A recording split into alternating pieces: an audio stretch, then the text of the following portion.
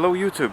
This time it's not a race day, this time I am here to tell you how to make your onboard videos look great.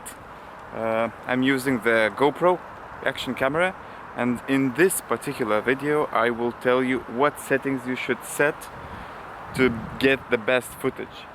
I also will tell you how to mount the camera properly, what to avoid and stuff like that. So stay tuned and let's jump in the car because it is a little bit cold outside because winter is coming. Okay, so tip number one. The most common mistake I see on the internet is that people don't switch off the stabilizer or the stabilization of their GoPro. You can go into the menu and switch the stabilization off. I would highly recommend you to do that, because if you don't, in the cornering you will see your whole video pan from left to right. How to get the stabilizer off, the stabilization? You can also go to the menu and here you can find it on, auto or off. This is the GoPro 7 Black Series. So I think all the GoPros from maybe 7 have this stabilizer, which is actually great if you're vlogging or holding the camera with your hand or stuff like that, but you don't want that thing working on your onboard videos.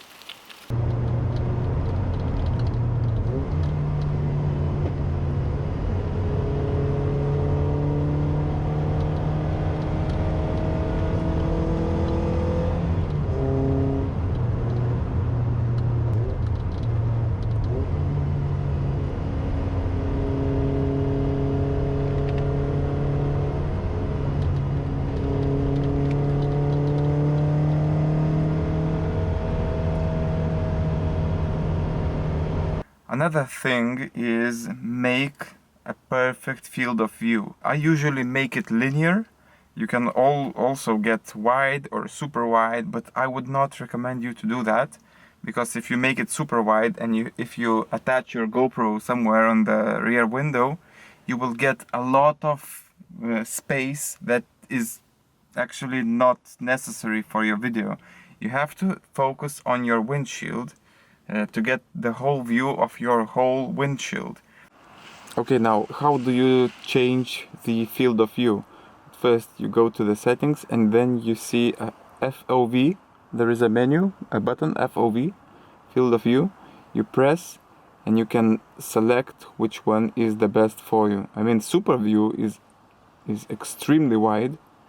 This one is wide enough, but I prefer linear because, well, you get the least amount of distortions. Yeah, the objects look like they do in real life. So I would recommend to go for the linear. Tip number 3. I think this is quite an important one, because sometimes when people mount their GoPro, the view is overexposed or underexposed. So how do you make the exposure right? Well, it also depends where you put your GoPro on, but basically what you need to do, I think I need to take the camera and show you the GoPro. Yeah, so imagine this, you're mounting your camera somewhere and you get some sort of view out. So what you need the most is a perfect exposure of the view out. You're not interested in, well, data of your interior details and stuff like that. So I would recommend you at first to go to the settings and make the exposure compensation like to -1 or -1.5. You can try different settings and yeah, look which one works the best for you. Another thing is you can lock the exposure actually on the GoPro. At first, if you tap on the screen and hold, it will make it like this. It will be a spot meter, and where the dot is, it will make the exposure according to the position of the dot. If I make it here, I can see the instrument cluster. If I make it here, it's a good view out. You can also lock the exposure at all. You press again and you have exposure locked. So now when I lock the exposure, I know that when I mount the camera, it will always stay like this. And you can see the lock. You can see the lock on the screen. So it means the exposure is locked and you're good to go. I would also advise you to be careful, because if it's cloudy, if the weather changes rapidly, the exposure compensation might not work very well. So yeah, that's one thing worth taking into consideration. When you mount the camera, it's not very comfortable to change the settings of the camera, so you can use your phone. You can get the GoPro app. I will make it a little bit brighter. Yeah, you can connect to your GoPro. So I see the view. It's like it lags maybe 1 or 2 seconds, but you can change all the settings. You can select the type of footage you want. You can select the aspect ratio, the resolution, the frames per second, field of view, stabilizer. I mean, everything you can control in here, and it's so much easier. You can change the exposure compensation. I mean, if I make it to 0, I can see what the picture looks like. The sky is a little bit overexposed, but if I switch it to like -1.5, I see it's perfect.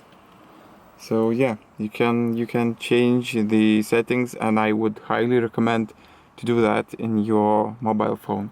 You can also watch it like this, but if you go to the settings, well, the settings don't flip. So yeah. Now I'm going to get to the part 2 of this video, because well, another thing after the settings, what is important is how or where to mount the camera itself.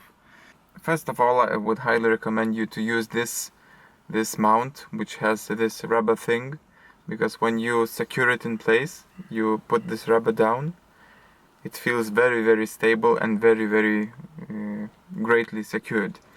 So I have this GoPro sticker on here. I slot it in, I put the rubber down, and now the camera is very, very secured in place. I also can use my phone to actually look what the view is like, and yeah, so that's it. I think it is also nice to see sometimes your own footwork, so you can tilt up or down the camera to get the best view out.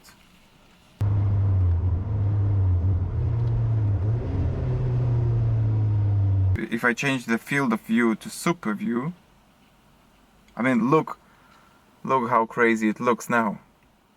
Side windows will tell you absolutely no interesting detail except the sense of speed, because the view will be like, it will feel like you're going very fast. So I would recommend again to go for the linear view. I almost forgot one important thing. I also removed my front center mirror, because it covers way too much space in the image, way too much space. In the MR2 Mark III, you can easily remove your mirror by just simply twisting the mirror and taking it out. So it's very easy and handy. And you can also put it back again, but I did remove the mirror 2 years ago, and I never had it back again. So guys, I think I said everything I wanted to say regarding the GoPro, the setuping, the mounting the GoPro. I hope it will be any help for you to make better footage from the track days, from the races or stuff like that. And if you have any additional questions, please shoot the questions in the comment section. I will try to answer. Please also like the video, please subscribe to my Motoring Matt YouTube channel, and you can also follow me on Instagram at motoringmatt. So, it was nice to see you again, and hopefully see you soon. Bye.